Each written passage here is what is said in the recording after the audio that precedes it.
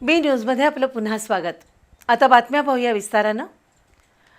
कोल्हापुरातील शाहूपुरी ते राजारामपुरीला जोडणाऱ्या परीख पुलाचा रस्ता गेले 3 महिने दुरुस्तीसाठी बंद होता। अखेर गेल्या शनिवारपासून परीख पुलाखालून वाहतूक सुरू करण्यात आली। परीख पुलाच्या दोन्ही बाजूला रस्त्याचं काँक्रिटीकरण झालंय, पण रस्त्याच्या दुतर्फा गटारी केलेल्या नाहीत। तसंच परीख पुलाखालचा मुख्य भुयारी रस्ता तसाच खाच खळग्यात आहे। पुलाखाली प्रवेश करताना लोखंडी जाळीवर वाहनं आदळतात, त्यामुळे महापालिकेच्या भोंगळ कारभाराविरोधात वाहनधारकांमधून तीव्र संताप व्यक्त होतोय।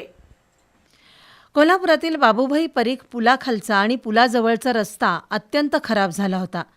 थोडा जरी पाऊस पडला तरी परीख पुलाखाली पाणी तुंबून राहायचं। त्यामुळे खड्डेमय रस्त्याची दुरुस्ती आणि ड्रेनेज लाईनच्या कामासाठी महापालिकेनं 3 महिन्यांपूर्वी परीख पूल रस्त्यावरील वाहतूक पूर्णपणे बंद केली होती। या रस्त्यासाठी राष्ट्रीय स्वच्छ हवा मिशन योजनेतून 2,20,00,000 रुपये खर्च करण्यात आले आहेत।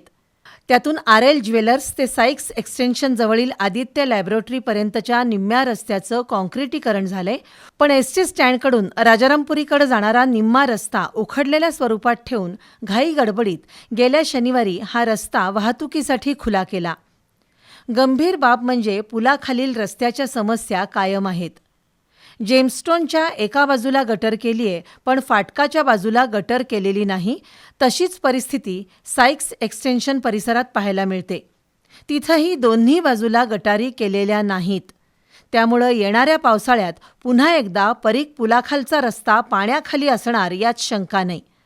काम अर्धवट असतानाही परीख पुलाखालून वाहतूक सुरू केली असून महापालिकेच्या बेबंदशाहीवर आता अंकुश लावण्याची गरज आहे।